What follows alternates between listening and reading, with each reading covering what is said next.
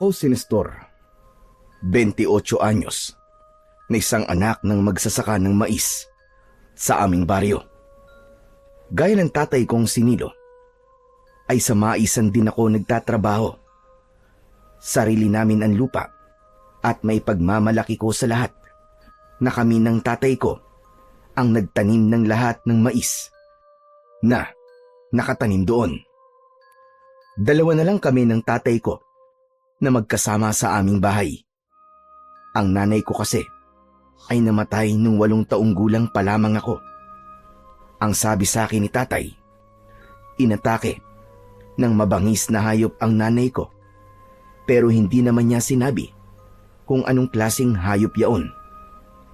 Nang mangyari ang lahat ng yon, ay nasa syudad ako, sa bahay ng kapatid ni tatay.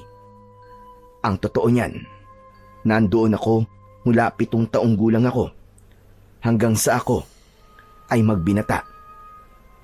Ewan ko ba kay tatay, ako na nga lang ang nag-iisa niyang anak, pero parang ayaw niya pa akong makasama. Kaya nang umidad ako ng 21, ay umuwi na ako sa aming baryo para makasama ang tatay ko, at doon na ako nagsimulang tulungan siya sa maisan namin. Nung una ay nagalit siya sa akin. Ang sabi niya, bakit pa raw ako umuwi sa baryo namin, at ang gusto niya ay bumalik na lang ako sa syudad. Pero matigas ang ulo ko. Hindi nangyari ang gusto niya, hanggang sa tinanggap na lang niya na hindi talaga ako aalis sa baryo namin dahil mas gusto ko na makasama ko siya. Isang hapon, nasa maisan kami ni tatay. Magkatulong naming inilalagay sa mga sako ang mga mais na aming inani sa maghapon. Parehas kaming napahinto sa aming ginagawa nang mapansin namin ang biglang pagdilim ng kalangitan, hanggang sa mula sa kung saan ay nagliparan ang napakaraming uwak na halos matakpan na ang kabuuan ng aming baryo. Hala, tay, ano nangyayari? Saan galing ang mga uwak na yan? Ang dami naman nila. Bilisan na natin. Huwag mo nang pansinin ang mga uwak na yan. Parang ang hirap naman po ng pinapagawa niyo, tay. Paano hindi ko po papansinin ang mga uwak na yan? Napakarami po nila. Aba, sa dami po nila parang bigla nang gumabi ah. Tay, hindi po ba masamang pangitain yan? Sa tagal ko na po rito, ay ngayon lang po ako nakakita ng ganyang karaming uwak. Pambihira. Nakakakilabot. Hindi ka talaga marunong makinig sa akin, Nestor, ano? Kapag sinabi kong bilisan mo na, bilisan mo na. Huwag ka nang maraming tanong. Sa bagay, tama po kayo. Kailangan na natin magmadali at baka mabagsakan pa tayo ng dumi ng mga uwak na yan. Naging mabilis na ang pagkilos namin ni tatay. Inilagay na namin sa imbakan ang mga sako ng mais at umuwi na kami sa aming bahay. Sumilip ako sa bintana habang si tatay naman ay nagsimula ng magluto ng aming hapunan. Tay, nawawala na po yung mga uwak. Parang lahat po sila pumupunta po sa kabilang bundok. Hindi ba sabi ko sa'yo ay huwag mo nang pansinin ang mga uwak na yan? Pasensya na tay. Hindi ko kasi alam kung dapat ba akong mamangha o kilabutan sa dami ng uwak kanina. Ay, oo nga pala tay. Mamayang madaling araw po, pupunta po ako sa Maynila. Yan, tama yan. Doon ka na lang muna kahit 1 buwan. Ho? 1 buwan? Aba, masyado naman po matagal yun. Dadalawin ko lang naman po roon si Lisa Baka kasi nagtatampo na siya sa akin Kasi halos 3 buwan na kaming hindi nagkikita. Baka kapag nagtagal pa po na hindi ako nagpakita sa kanya, aba baka makipag-break na po yun sa akin o hindi naman kaya ipagpalit na ako sa iba nun. Siguro matagal na pong 1 linggo ko ron.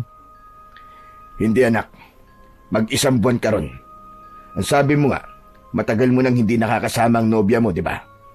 Sulitin mo ng pagpunta mo sa syudad. Kung ang iniisip mo ay ang maisan natin, Huwag mong alalahanin yon. Kaya kong trabaho ron, kahit mag-isa ako. Pwede rin naman akong kumuha ng pansamantalang makakatulong ko kung sakali. Alam niyo, Tay, minsan iniisip ko kung may nagawa ba akong malaking pagkakamali sa inyo nung bata pa ako eh. Kasi Tay, simula po sa pagkabata ko ayaw niyo ako nandito sa baryo natin Parang ayaw niyo akong makasama. Hindi po ba mas ginusto niyo na doon ako lumaki kay Tito kaysa makasama niyo ako rito? Dahil ayokong lumaki ka sa isang lugar na alam kong wala kang magiging magandang buhay. Maraming oportunidad ang naghihintay sa'yo sa syudad kaysa rito. Hindi ko nga alam kung bakit hindi mo ginagamit ang pinag-aralan mo Sayang lang ang pagkokolehiyo mo. Hindi naman po sayang, Tay. Kasi nagagamit ko po yung agriculture course ko sa taniman natin. Pero Tay, iniisip ko nga baka ampun niyo ako kaya ayaw niyo akong makasama o kaya baka anak ako ni nanay sa ibang lalaki. Sa tingin mo ba nakakatawa yung sinasabi mo? Talagang idinamay mo pa ang nanay mo na nananahimik. Nagbibiro lang naman po ako, Tay. Pwes hindi magandang biro yung sinabi mo. Hindi mo na iginalang ang alaala ng nanay mo, Nestor. Tay, joke lang po yun. Basta. Doon ka na muna sa Maynila ng 1 buwan. Tapos ang usapan. Hindi na ako umapela pa kay tatay. Dahil alam ko na kahit na anong sabihin ko ay hindi niya ako pakikinggan. Pero dahil matigas ang ulo ko, syempre, hindi ko siya susundin. Gagawin ko pa rin ang gusto ko at babalik din kagad ako kapag nagkita na kami ng nobya kong si Lisa. Bago ako matulog ng gabing yon, ay nag-empake na ako. Hindi ko dinamihan ang mga dala kong damit dahil hindi naman ako matagal na mawawala. Maaga akong natulog at pagsapit ng 3:00 ng madaling araw ay nag-asikaso na ako. Nang oras na yon ay tulog pa si tatay. Mabilis akong naligo at nagbihis. Bago ko umalis ay pinuntahan ko si tatay sa kwarto niya. Ginising ko siya para magpaalam. Tay, aalis na po ako O sige, mag-iingat ka. Yun na pag-usapan natin 1 buwan ka munang mananatili sa syudad. Opo. Mag-iingat po kayo dito, Tay Huwag niyo po ako mamimiss Puro ka talaga kalokohan. Sige na, umalis ka na. Baka maiwan ka pa ng bus. Matapos kong magpaalam, ay lumabas na ako ng bahay. Nasa tapat na ng bahay namin ang kinausap kong tricycle driver na siyang maghahatid sa akin sa bus station. Sumakay na ako sa tricycle at makalipas ang halos 1 oras ay nasa bus station na ako. Pagsakay ko ng bus ay napangiti ako dahil sa wakas ay magkikita na ulit kami ni Lisa matapos ang ilang buwan. Pagdating ko sa Maynila ay dumiretso na kagad ako sa apartment ni Lisa. Hindi makapaniwala si Lisa nang pagbukas niya ng pinto ay ako ang makikita niya.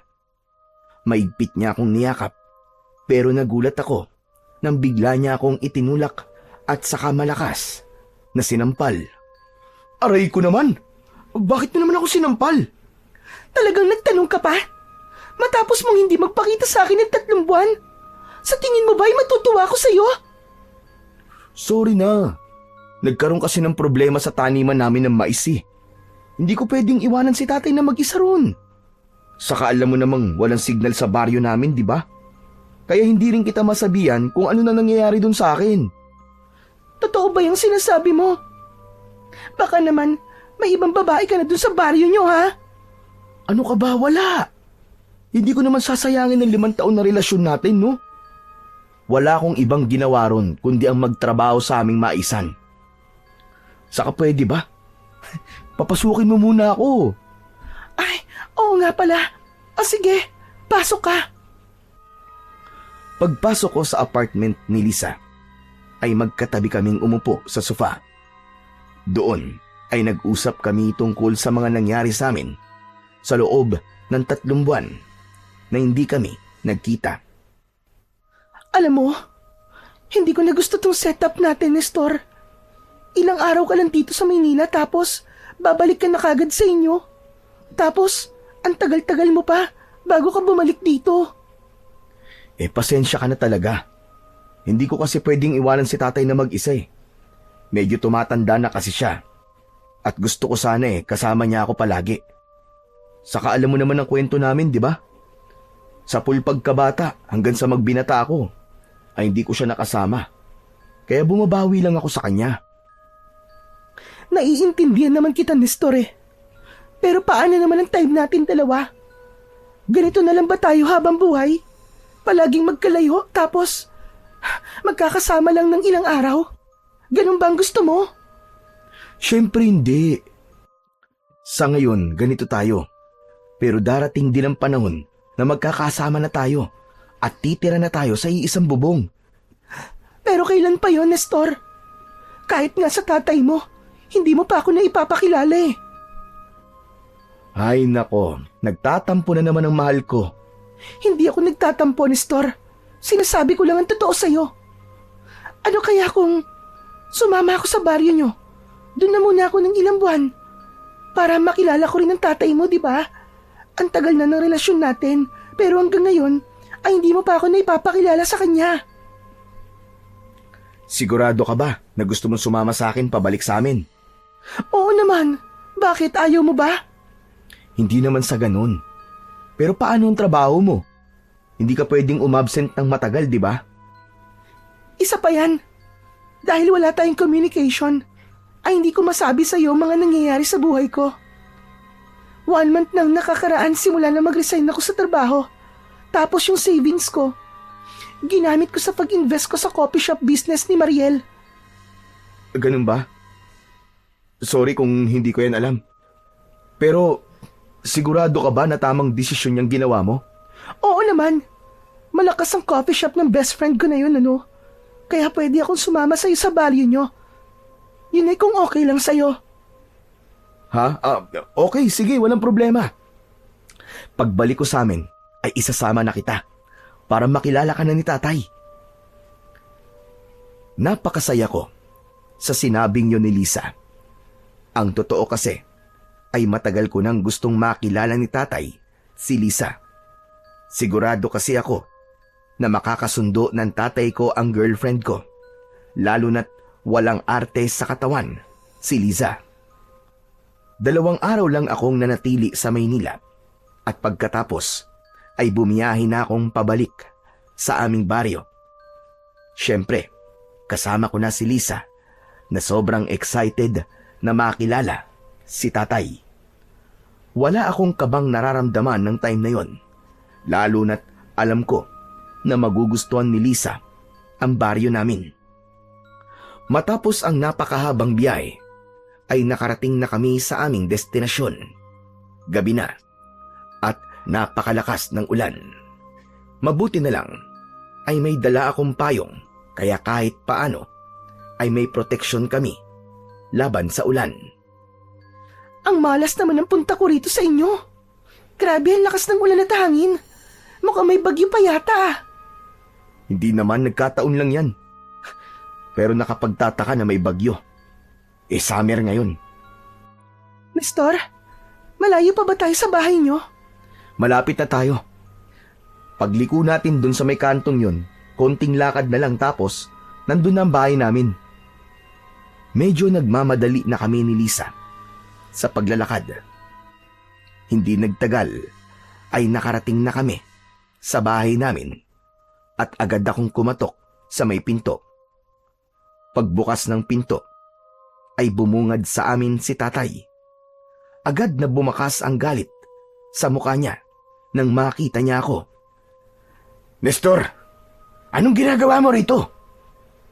Hindi ba't ang sabi ko sa'yo ay huwag ka munang bumalik dito? Tay, teka. Pwede po bang mamaya niyo na po ako pagalitan? Basang-basa na po kami ng ulan eh. Saka tay, may kasama po ako. Hello po. Magandang gabi po sa inyo. Natigilan si tatay nang makita niya si Lisa. Tuluyan niya nang binuksan ang pinto at pinapasok na niya kami. Sinabi ko kay Lisa na mauna na siyang maligo at magpalit ng damit. Itinuro ko sa kanya kung nasaan ang banyo. Nang nasa loob na si Lisa ng banyo, ay hinarap ako ni tatay. Alam kong galit siya dahil nakakunot ang kanyang noo. Ikaw napakatigas talaga ng ulo mo, Nestor. Hindi ka ba talaga marunong makinig sa akin? Ang sabi ko sa'yo, 1 buwan ka muna sa Maynila. Napakatagal ba para sa'yo ng 1 buwan, ha? Tay, huwag niyo naman pong lakasan ang boses niyo. Baka mamaya marinig po kayo ni Lisa, nakakahiya. Baka isipin niya na hindi siya welcome dito sa bahay natin. Pasensya na po. Kung hindi ko po kayo sinunod, tay. Tapos nagsama ka pa rito ng ibang tao. Pambihira ka talaga, oo. Tay, si Lisa po yun. Girlfriend ko po siya. Nag-request po siya sa akin na gusto niya po kayong makilala at siya po mismo nagsabi na gusto niyang sumama sa akin dito. Aba, syempre, pinagbigyan ko po siya. Sana nakinig ka na lang sa akin. Hindi yung kung anong gusto mo. Yun ang ginagawa mo. Tay, ano po ba kasing totoong dahilan kung bakit ayaw niyo muna akong umuwi dito sa atin? Parang may hindi po kayo sinasabi sa akin eh. Bigla na lang po kayo nagkaganyan nung nakakita tayo na napakaraming uwak noong nakaraang araw. Hindi mo na kailangan malaman ang dahilan. Oh, di nahuli ko rin po kayo sa sarili niyong bibig. Meron po talagang dahilan. Ano po ba yun, tay? Bakit hindi niyo na lang po sabihin sa akin? Para maintindihan ko po kayo. Huwag ka na magtanong. Para rin sa'yo itong ginagawa ko. Kaya bukas ng umaga, kapag humupa ng bagyo, ay umalis na kayo ng nobya mo. Nagkakaintindihan ba tayo? Hindi na ako binigyan ni tatay ng pagkakataon na makasagot. Tumalikod na siya at pumasok sa kanyang kwarto. Naiwan akong naguguluhan at nag-iisip sa sala. Gusto ko pa sana siyang sundan, pero isinarado niya na ang pinto ng kwarto niya at narinig ko ang paglak nun mula sa loob. Hindi ko na alam kung gaano na ako katagal na nakatulala at nakatayo. Napapitlag na lang ako nang lumabas na sa banyo si Lisa at lumapit siya sa akin. Oh, ano nangyari sa'yo? Bakit parang nakakita ka yata ng multo? Ha? Wala. Ako naman ang maliligo. Doon nga pala ang kwarto ko. Doon tayo matutulog. Ang tatay mo? Ay, ang ibig ko sabihin si Tito Nolan pala. Nasaan siya? Nasa kwarto niya na. Inaantok na raw siya. Bukas ko na lang kayo ipapakilala ng formal sa isa't isa. Sige na, pumunta ka na sa kwarto. Doon mo na lang ako hintayin. O sige, bilisan mo ha. Hinintay ko munang makapasok si Lisa sa kwarto ko bago ako nagpunta sa banyo para maligo. At habang naliligo ako, inisip ko na ang gagawin ko kung paano ko sasabihin kay Lisa na gusto ng tatay ko na umalis na kagad kami bukas ng umaga. Binilisan ko ang pagligo ko dahil alam kong mainipin si Lisa. Pagpasok ko sa kwarto ay naabutan ko siyang nakahiga habang may binabasang aklat. Nang sandaling yun ay patuloy pa rin ang napakasungit na panahon. Saktong pagsasarado ko ng pinto ay biglang namatay ang ilaw. Naku po, Diyos ko! Nag-brown out pa. Ano ba yan? Hindi ko pa nga na-charge ang cellphone ko eh. Hayaan mo na. Wala rin namang silbi ang cellphone dito kasi walang signal. Tumabi na ako kay Lisa at niyakap ko siya. Itinulak naman niya ako palayo sa kanya. Ano ba? Huwag mo nga akong yakapin. Bakit? Mabango naman ako bagong paligo ako. Huwag mo namang sabihin na naiinitan ka. Ang lamig-lamig. Kapag ganitong panahon, mas masarap na may kayakap habang natutulog. Kilala kita, Nestor. Alam kong hindi lang yakap ang gagawin mo sa akin. Baka kung saan pa yan mapunta. Ang KJ mo naman. Ang tagal na nga nating hindi nagkikita tapos hindi mo pa ako pagbibigyan. Ay nako, kilabutan ka nga, Nestor. Ipapaalala ko lang ha, na nasa kabilang kwarto lang ang tatay mo. Oo na. Hindi na nga kita pipilitin eh. Nestor, maiba ako. Parang narinig ko kayo nag-uusap ni Tito Nilo kanina habang naliligo ko. Parang galit si Tito. Anong pinag-usapan niyo? Ikaw ha? May pagkatsismosa ka rin pala ha? Seryoso ko, ano ba? Sagutin mo na lang ang tanong ko. Ito naman di na mabiro. Pero mabuti at naitanong mo na rin yan. Ang sabi kasi ni tatay ay umalis na tayo bukas ng umaga. Pasensya ka na, pero ang gusto kasi ni tatay ay 1 buwan daw ako sa Maynila eh. Ayokong pagbigyan siya kasi ayokong mag-isa siya rito ng matagal. Ano? Kung aalis tayo bukas, paano? Lakas-lakas pa ng bagyo. Kapag lang naman humina na ang bagyo. Pero huwag kang mag-alala. Kakausapin ko si tatay bukas para makumbinsi ko siya na huwag muna tayong umalis. Ibig bang sabihin, ayaw niyang nandito ako, ganun ba? Hindi ba niya ako gusto para sa'yo? Kahit hindi pa niya ako nakikilala? Hindi, ikaw naman. Bago kasi ako umalis dito para puntahan ka, ay sinabi na ni tatay sa akin na 1 buwan muna ako sa Maynila. Hindi ko siya sinunod, kaya nagalit siya. Kasalanan mo naman pala eh. Dapat, nagstay ka muna sa apartment ko ng 1 buwan. Tapos, saka tayo pumunta rito sa inyo. Hindi ba ayokong matagal na mag-isa si tatay dito sa bahay? Saka paniguradong mahihirapan niyo sa taniman namin ng mais kapag wala siyang katulong. Ewan ko ba? Pakiramdam ko may malalim na dahilan kung bakit ayaw akong pauwiin ni tatay dito eh. Ano naman ang dahilan na yun? Hindi ko pa alam, pero sisiguraduhin ko na malalaman ko rin yun. O paano? Matulog na tayo. Alam kong gaya ko ay pagod ka rin sa haba ng biyahe natin. O sige, bukas na lang ulit tayo mag-usap. Tumalikod na si Lisa sa akin, habang ako naman ay nakatingin sa kisame. Hindi ko magawang makatulog ng gabing yon dahil iniisip ko pa rin kung ano ba talaga ang dahilan kung bakit ayaw ni tatay na bumalik ako agad sa aming baryo. Umasa na lang ako na malalaman ko rin ang kasagutan sa tanong ko na yon sa lalong madaling panahon. Kinabukasan ay nagising ako sa amoy ng sinangag na niluluto sa kusina. Nang sandaling yon ay wala na ang bagyo. Pagharap ko sa kaliwa ko ay wala na sa tabi ko si Lisa. Bumangon na ako at lumabas ng kwarto. Napangiti ako nang makita ko sina Lisa at tatay na magkatulong na nagluluto sa kusina. Nang dahil sa pagiging abala nila ay hindi nila ako napansin. Tito Nilo, pakitingin naman po kung tama po ang pagkakahiwa ko rito sa mga kamatis. Patingin nga. Aba, masyado makapal ang pagkakahiwa mo, iha. Di ba sabi ko ay manipis lang? Kasi ihahalo ko yan sa itlog. Sorry po. Natatakot po kasi ako baka mahiwa ako. Itinuro ko na sa'yo yung teknik sa paghihiwa, di ba? Nakalimutan mo na kagad. Hindi naman po. Natatakot lang po talaga akong humawak ng kutsilyo eh. Alam mo, Lisa, matagal na kayo ng anak ko. Malay mo, may plano na pala siyang pakasalan ka.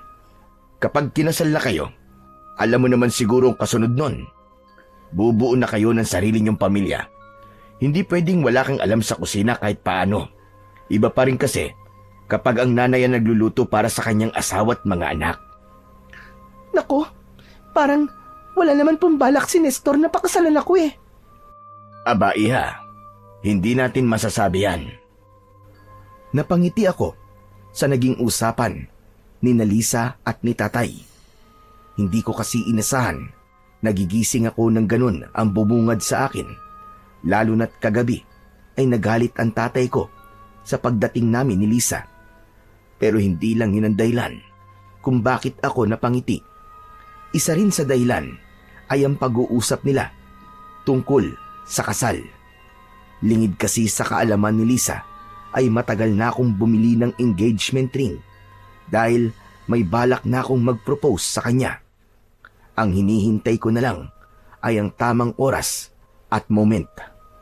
Gusto ko kasi kapag nag-propose ako ng kasal kay Lisa ay yung tipong hindi niya makakalimutan hanggang sa pagtanda naming dalawa. Lumapit na ako kina Lisa at tatay. Bahagya pa silang nagulat nang makita nila ako. Oh, gising ka na pala. Nagising ako sa bango na niluluto nyo eh. Ang sabi ni Tito, paborito mo pala ang itlog na may kamatis at sibuyas. Kaya yun ang lulutuin namin ngayon. Nako. Mapaparami ang kain ko niyan. Kaya nga dinamihan ko itong sinangag kasi alam kong marami ang kakainin mo. Pero natutuwa po ako na mukhang magkasundo po kayong dalawa. Bakit naman? May dahilan ba para hindi kami magkasundo ni Lisa? Wala namang ginagawang masama si Lisa. Isa pa, mabait naman siya kahit walang alam sa kusina. Kaya nga po mag-aaral po ako ng pagluluto simula ngayon. Pagkagising ko kasi nakita ko si Tito na naghahanda ng lulutuin niya, kaya nakialam ako. Nagkausap na rin kami at kahit papano ay nakilala na namin ng isa't isa. Kaya nga natutuwa ako eh. Ibig sabihin, hindi ko na kailangan mag-effort na ipakilala kayong dalawa sa isa't isa. Pero tatay, ibig din po bang sabihin nito hindi nyo na po kami kagad papaalisin? Ang balak po kasi namin ay talagang magtagal po dito ni Lisa. Tungkol sa bagay na yan, hindi pa rin nagbabago ang isip ko. Kailangan nyo pa rin umalis dito at bumalik sa Maynila pagkatapos natin mag-almusal. Wala nang bagyo, kaya makakabiyahe na kayo na maayos. Pero tay, sundin mo na lang ang sinabi ko, Nilo. Pagbalik mo saka ko na lang ipapaliwanag ang lahat. Nestor, sundin na lang natin ang tatay mo. Pwede naman siguro akong sumama sa'yo pabalik dito after ng 1 buwan, di ba? Nahihiya kasi ako sa'yo Sayang ang pagpunta mo rito. Tapos, hindi ka man lang nagstay dito kahit 1 araw. Hindi naman sayang ang punta ko rito kasi nakilala ko rin sa wakas si Tito Nilo. Malaking bagay na yun para sa akin. Labag sa kagustuhan ko ang umalis kagad kami roon ni Lisa. Bukod kasi na sayang ang ibiniyahin ng girlfriend ko, ay ayoko ring iwanan si tatay ng ganong katagal. Pero dahil 2 na silang pumayag sa pag-alis namin, ay wala na akong nagawa kundi ang sundin ang gustong mangyari ng tatay ko. Sinulit na lang namin ang oras na natitira na kasama ko si tatay. Sa almusal ay nagkwentuhan kami ng masasayang bagay. Maraming ikinuwento si tatay kay Lisa ng mga nakakatawang bagay tungkol sa akin. Silang 2 lang ang halos nag-uusap habang ako naman ay masayang pinapanood sila. Iba pala talaga ang pakiramdam kapag nakikita mong magkasundo ang 2 taong mahalaga sa buhay mo. Nawala ang saya ko nang matapos na kaming kumain. Nag-asikaso na kami ni Lisa para umalis. Hindi nagtagal ay handa na kami para sa aming pag-alis. Inihatid kami ni tatay sa labas ng aming bahay. Talaga bang hindi na po magbabago ang isip niyo, tay? Talagang gusto niyo po bang umalis na kami ngayon? Ano ka ba, Nestor? Nakapag-empake na tayo. Saka, babalik din naman tayo dito pagkatapos ng 1 buwan, di ba? Basta, mag-iingat kayong 2 ha. Ikaw rin, tay. Lalo na po't wala kayong kasama rito sa bahay. Sa gitna ng aming pag-uusap, ay isang may edad na lalaki ang dumating. Matangkad siya na may medyo malaking pangangatawan. Meron siyang makapal na bigote. Siya, si Kapitan Romano. Matagal na siyang namumuno sa aming baryo. Aba, Nestor, sino yung kasama mo napakagandang babae? Ngayon ko lang yata siya nakita rito. Girlfriend ko po si Lisa. Lisa, siya naman si Kapitan Romano. Siya ang kapitan dito sa baryo namin. Napakabait niyan, saka sobrang maaasahan. Nakakahiya naman. Talaga ng bola ka pa. Magandang umaga po sa inyo, Kapitan. Magandang umaga rin naman sa'yo. Oh, paano? Paalis na ba kayong 2? Opo. Mukhang hindi kayo makakaalis ngayon. Nasira yung tulay palabas ng baryo natin. Matatagalan pa bago yun maayos. Isa pa, napakataas ng tubig ngayon sa ilog at napakalakas ng agos. Hindi nyo magagawang tawirin yun. Hindi pwede. Kailangan na nilang umalis ngayon. Ang totoo niyan, ay marami rin sana ang aalis ngayon. Pero hindi na nila magawa dahil wala na sila madadaanan palabas ng baryo. Alam kong lahat ay natatakot na dahil nangyari na ang pangalawang senyales. Isang senyales na lang at... Kapitan, huwag natin pag-usapan ng bagay na yan dito. Napansin ko ang makahulugang tinginan ni Tatay at Kapitan Romano. Mas lalo kong naramdaman na meron talaga akong hindi alam sa baryo namin. Ano pong senyalis ang sinasabi niyo, Kapitan? Nestor, tignan niyo nga muna ni Lisa ang daan. Kung kaya niyo makadaan, sige na. Sige po. Lisa, tara na. Iwan muna natin ang mga bag natin dito, Tay. Titignan lang po namin yung daan palabas ng baryo. Naglakad na kami ni Lisa, palayo sa bahay. Habang naglalakad, ay tahimik lang ako. Hindi kasi maalis sa isip ko yung sinabi ni Kapitan Romano tungkol sa senyales. Wala akong ideya kung para saan ang senyales na yon at ano-ano yung mga senyales na tinukoy ni Kapitan. Ang tahimik mo yata dyan. Hindi ka ba masaya na hindi matutuloy ang pag-alis natin ngayon? Masaya. Pero yung sinabi ni Kapitan, yung senyales, napansin ko kasi na parang biglang kinabahan si Tatay nang banggitin yun ni Kapitan Romano. Parang meron silang alam na hindi ko alam. Kaya nga napansin ko rin yun. Tapos, yung tinginan nilang dalawa kanina, parang may ibig sabihin. Kaya nga, malakas talaga ang kutob ko na may hindi sinasabi si Tatay sa akin. At kailangan ko malaman yun, Lisa. Matapos ang ilang minutong paglalakad, ay huminto na kami ni Lisa. Dahil nasa harapan na kami ng nasirang tulay. Napakalakas talaga ng agos ng ilog at doon namin nalaman na nagsasabi ng totoo si Kapitan Romano. Hindi na kami nagtagal doon at bumalik na kami sa bahay. Naabutan namin na magkausap pa rin sina Tatay at si Kapitan. Totoo po ang sinabi ni Kapitan, Tay. Nasira nga po yung tulay at sa lakas po ng agos ng tubig sa ilog, imposible po talaga na makatawid kami ron, Tay. Kung ganon, ay wala na tayong magagawa. Kundi manatili kayo rito. Makakasali pala kayo sa pista natin dito bukas ng gabi. Po? Hindi po ba katatapos lang nating mag-celebrate ng piyesta nung nakaraang buwan? Panibagong pista to, Nestor. Siguro ang tatay mo na lang ang magpapaliwanag sa'yo. O siya paano, kailangan ko nang umalis.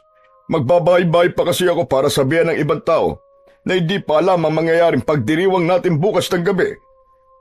Sige, mag-iingat po kayo, Kapitan. Pagkaalis ni Kapitan Romano, ay nagmamadaling pumasok si Tatay sa aming bahay. Mabigat ang paghakbang niya, na para bang may dala siyang napakabigat na problema. Kinuha namin ni Lisa ang mga bag namin at dinala ang mga yon sa loob. Magkasama kaming lumapit kay Tatay na umiinom ng tubig sa kusina. Bakas sa mukha niya ang labis na pagkabahala. Matapos niyang uminom ay naupo siya. Tay, sigurado na po ako na may kailangan po kayong sabihin sa akin. Sa naging pag-uusap po niyo kanina ni Kapitan, alam ko po na may kailangan po ako malaman tungkol sa baryo natin. Baka po, pwedeng sabihin niyo na ang kailangan kong malaman. Ayoko sanang ipaalam to sa inyo. Dahil ayokong katakutan mo ang ating baryo. May dahilan kung bakit nung bata ka pa ay ipinadala kita sa Maynila. Ganon din ang kagustuhan ko na umalis ka muna rito ngayon at saka ka na bumalik matapos ang 1 buwan. Ano po bang dahilan niyo, Tay? Nung bata ka pa at nasa Maynila ka, isang makapangyarihang aswang ang muling nabuhay upang maggasik ng takot at kamatayan dito sa ating baryo sa loob ng 20 gabi. At matapos ang 20 gabi, ay muli siyang matutulog upang magpahinga at magpalakas. Nabubuhay siya makalipas ang 20 taon. At ngayong taon ay ang ika-20 taon matapos ang huli niyang pag-atake. Ang nanay mo, pinatay siya ng aswang na yon. Ano? Pero ang sabi niyo, Tay, mabangis na hayop ang pumatay kay nanay, di ba? Nagsinungaling lang ako sa iyo, anak. Ang makapangyarihang aswang na yon ay isang hanagob, isang uri ng aswang na bunga ng bihirang pagsasama ng 2 magkaibang uri ng aswang. Ang bangkilan at gabunan. Ang pagsasanib puwersa ng dugo ng 2 aswang na yon ay bihirang mangyari at nagdudulot ng pagkapanganak ng isang hanagob. Kaya ang gusto ko ay wala ka rito sa tuwing mabubuhay ang hanagob dahil gusto kong masiguro ang kaligtasan mo. Hindi ko po inaasahan na ganyang bagay pala ang hindi niyo sinasabi sa akin, Tay. Yung mga senyales, ano po ang kaugnayan nun sa pagkabuhay po ng hanagob? Meron 3 senyales kapag malapit nang mabuhay muli ang hanagob. Una, ang pagtakip ng mga uwak sa kalangitan na nangyari na. Ang pangalawa ay isang malakas na bagyo na maaaring maging dahilan para walang tao ang makakaalis sa ating baryo. Nangyari na rin po ang bagyo, Tay. At ano naman po ang pangatlong senyales? Ang pangatlong senyales ay ang biglaang pagkatuyo ng mga pananim. Kapag nangyari na ang huling senyales, ibig sabihin ay magsisimula ng umatake ang hanagob. Pero Tay, kung may mangyayaring hindi maganda rito sa baryo natin, bakit ngayon pa naisipan ni Kapitan na magsagawa ng pagdiriwang ng isang panibagong piyesta? Parang hindi naman yata tama na magsaya mga tao sa ganitong sitwasyon. Hindi ba ang kailangan nating gawin ay mag-isip ng paraan kung paano papatayin ng hanagob na yun? Yan din ang sinabi ko kay Kapitan, anak, habang magkausap kami kanina. Isa kasi ako sa nangunguna sa pakikipaglaban sa hanagob, kaya hindi ako maaaring umalis dito. Ang sabi ni Kapitan, isang matandang babae na babaylan ang nakausap niya mula sa isang malayong baryo. Ayon daw sa babaylan na yon, ay kailangan magkaroon ng selebrasyon para sa hanagob upang hindi na ito pumatay o hindi naman kaya ay mabawasan ang araw na atake yon sa ating baryo. Sigurado ba siya, Tay, na epektibo ang paraang yun? Nararamdaman ko na malaki ang paniniwala niya sa paraang yon, pero duda ako sa mga sinabi niya. Nabubuhay ang hanagob para pumatay at kumain ng tao dahil yun ang paraan niya para lumakas siya. Kaya sa tingin ko, walang pagdiriwang ang makakapigil sa kanya. Nahulog ako sa malalim na pag-iisip matapos ang lahat ng nalaman ko tungkol sa aming baryo. Hindi ko akalain na may ganun palang kakilakilabot na kwento ang lugar namin. Nang sandaling yon, ay naunawaan ko na kung bakit gusto kong paalisin ni Tatay. Hindi yun dahil sa ayaw niya kong makasama, kundi upang iligtas ako sa posibleng hindi magandang mangyari sa akin. Pero napagtanto ko rin na mas kailangan akong manatili sa baryo namin upang tulungan si Tatay sa kakaharapin itong laban sa mga susunod na gabi. Dahil sa sira na ang daan palabas ng aming baryo, ay hindi na kami nakaalis ni Lisa sa lugar na yon. Pagsapit ng hapon, ay hindi ko nakita si Lisa sa loob ng bahay. Lumabas ako at nakita ko siya na mag-isang nakatayo sa labas. Nakatanaw siya sa kawalan at mukhang malalim ang iniisip. Lumapit ako sa kanya at nagulat siya nang bigla akong sumulpot sa likod niya. Nakakagulat ka naman. Akala ko kung sino na. Ang lalim kasi ng iniisip mo eh. Kaya hindi mo na namalayan ang paglapit ko. Iniisip mo ba yung mga sinabi ni Tatay kanina tungkol sa hanagob? Totoo ba talaga yung mga sinabi ni Tito Nilo? May aswang ba talagang mabubuhay dito at papatay ng mga tao sa loob ng 20 days? Kilala ko ang tatay ko, Lisa. Hindi yun sinungaling na tao. Kaya kung ano man ang sinabi niya sa atin kanina ay naniniwala ako.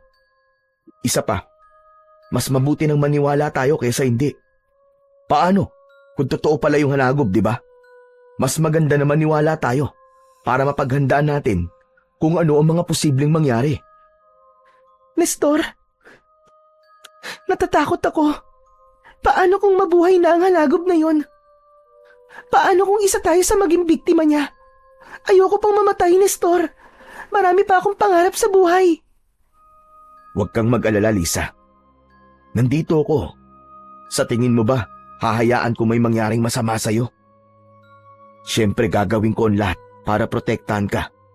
Kahit pa ibuwis ko ang buhay ko. Huwag naman sanang umabot pa sa ganun. Ayoko namang mamatay ka pa. Nang dahil lang sa akin. Ganun kita kamahal, Lisa. Gagawin ko ang lahat para sa'yo. Ang corny mo. Kasing corny mo ang mga mais nyo. Sa gitna ng pag-uusap namin ni Lisa, ay nakita namin si Kapitan Romano. May kasama siyang matandang babae na kilalang mahusay na manggagamot sa aming baryo. Siya, si Aling Emma. Huminto silang dalawa sa harapan namin ni Lisa. O ano, Nestor? Nasabi na ba sa'yo ni Nilo ang mga dapat mong malaman? Opo. Sinabi niya na po sa akin kanina. Nakakagulat po na may ganung nangyayari dito sa baryo natin. Pero bakit po ba nagkaroon ng ganung klaseng aswang dito sa atin, Kapitan? Matagal nang nabubuhay para pumatay ang hanagob na yon, Nestor. Ang sabi-sabi noong unang panahon ay tinalo na ng mga unang tao dito sa ating baryo ang hanagob. Pero sumumpa ang hanagob na magbabalik siya. Marahil may kakayahan siya sa paggamit ng itim na kapangyarihan. Kaya nagkatotoo ang sumpang yun. Natakot nga po kami ni Lisa nang malaman namin kay tatay ang tungkol dun sa hanagob. Pero Kapitan, ano po palang plano nyo? Meron po ba tayong grupo ng mga kalalakihan na makikipaglaban po sa hanagob? Meron naman. At isa ang tatay mo sa kasapi sa grupong yun. Pero sigurado ko na nabanggit na ni Nilo sa iyo ang tungkol sa paraan na dapat nating gawin upang huminto sa pagpatay ang hanagob o kahit man lang mabawasan ang bilang ng gabi na sasalakay siya.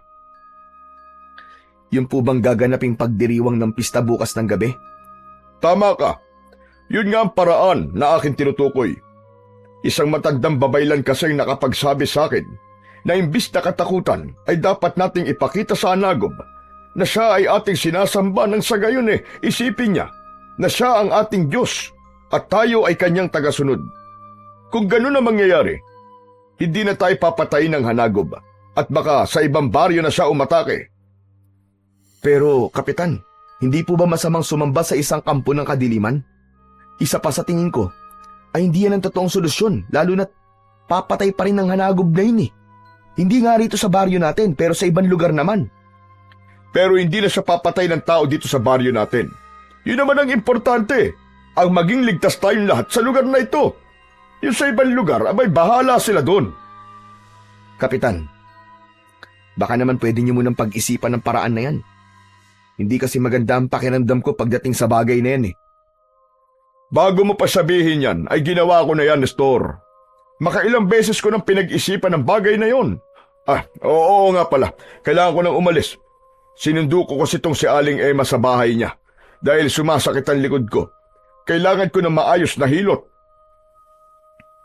Nalipat ang tingin ko kay Aling Emma at doon ko napansin na titig siya kay Lisa. Si Lisa naman ay hindi makatingin ng diretso kay Aling Emma dahil mukha siyang nakakatakot. Aling Emma, may problema po ba? Imbis na sagutin ang tanong ko, ay hinawakan ni Aling Emma ang kamay ni Lisa na para bang pinupulsuhan nito yun. Binabati kita. Lalaki ang anak mo. Po? Ano pong sinasabi nyo? Ingatan mo ang sarili mo, Ineng. Aling Emma, tara na. Huwag mo nang gambalain pa sina Nestor. Nestor, mauna na kami. Sige po. Mag-iingat po kayo, Kapitan. Nang nakaalis na sina Kapitan Romano at Aling Emma, ay may takot sa mga mata na tumingin si Lisa sa akin. Nestor, anong ibig sabihin ni Aling Emma na lalaki ang anak ko? Aba, malay ko. Baka naman nahulaan niya na lalaki ang magiging unang anak natin. Ano kaya kung simulan na natin gumawa ngayong gabi? Tamang-tama kasi nasa maisan si tatay. Tayo lang nga nandito sa bahay. Tumigil ka nga. Puro ka talaga kalokohan eh. Pero nakakatakot naman si Aling Emma. Hindi niya pa kasi ako tinitignan habang magkausap kayo ni Kapitan. Huwag mo nalang pansinin si Aling Emma. Matanda na kasi yun eh. Kaya kung ano-ano nang sinasabi niya, ang gawin natin ay magkulong na lang tayo sa kwarto. Tumigil ka, Nestor. Hindi ka makakaisa sa akin ngayon. Ang mabuti pa ay tulungan mo na lang si Tito Nilo sa maisan. Pabiro akong inirapan ni Lisa at saka siya pumasok sa bahay. Habang ako naman ay napailing na lang at nagdesisyon akong puntahan si tatay sa maisan upang tulungan siya sa mga gawain doon. Kinabukasan ng umaga, pagkagising ko ay tulog pa rin si Lisa sa tabi ko. Bumangon ako at si tatay ang agad na hinanap ko pero hindi ko siya nakita sa aming bahay. Nakabukas ang pinto ng kwarto niya kaya nalaman kong wala siya roon. Lumabas ako mula sa pinto sa likod ng bahay at nagimbal ako sa aking nakita. Tuyong-tuyo ang taniman namin ng mais na parabang isang buwan na nagkaroon ng matinding tagtuyot. Nasa bukana ng taniman ng mais si tatay. Nakatayo siya roon at hindi gumagalaw. Nagmamadali akong lumapit sa kanya. Tay, ano po nangyari sa maisan natin? Bakit namatay lahat ng tanim natin? Hindi ba kahapon maayos pa ang mga yan? Nangyari ng pangatlong senyales, anak. Natuyo na ang mga pananim sa baryo natin. Mabubuhay na ang hanagob. Kailangan na nating maganda. Hindi tayo pwedeng magsayang ng oras dahil maaaring mamayang gabi ay umpisahan niya na ang kanyang pagsalakay.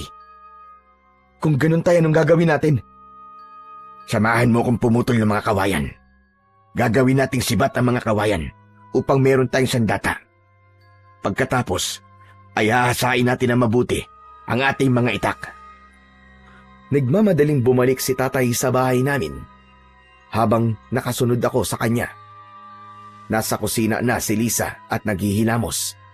Nagtaka siya nang kumuha ng itak si tatay at nagmamadaling lumabas. Ano nangyari? Bakit parang may kaaway si Tito Nilo? Lisa, nangyari na kasi ang pangatlo at huling senyales na mabubuhay na ang hanagob. Natuyo na ang taniman namin ng mga mais. Diyos ko! Totoo ba yung sinasabi mo? Oo, Lisa. Kaya mangunguha kami ni tatay ng mga kawayan para gawing sibat. Yun daw ang gagamitin nating sandata kung sakaling umatake na mamayang gabi ang hanagob. Dito ka lang muna. Huwag kang lalabas ng bahay kahit na anong mangyari. Iniwanan ko na si Lisa at sinundan ko si tatay. Nagtungo kami sa gubat at doon kami kumuha ng mga kawayan. Doon na rin namin nilagyan ng patulis ang dulo ng mga yon. Nakita ko ang pagmamadali ni tatay sa kanyang ginagawa. Tay, tanong lang, gaano po ba kalakas ang hanagob at kailangan nating gumawa ng napakaraming sibat? Napakalakas niya, Nestor. Hindi lang siya malakas, kundi wala rin siyang awa. Kahit sinong tao ay papatayin at kakainin niya upang mawala ang kanyang gutom. Wala po bang paraan, tay, para mapatay siya? Walang nakakaalam kung anong eksaktong paraan para mapatay ang hanagob na yon. Ang ginagawa lang namin ay nilalabanan namin siya. Pero kahit napakarami ang nakikipaglaban sa kanya, ay hindi pa rin namin siya matalo-talo.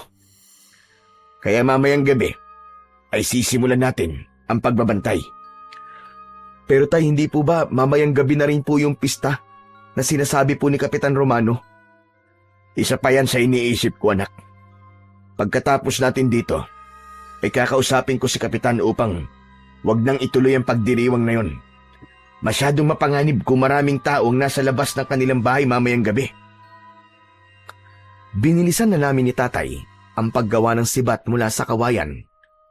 Nang sa tingin namin ay sapat na ang aming mga nagawa, ay pinagtulungan na naming iuwi sa bahay ang mga sibat.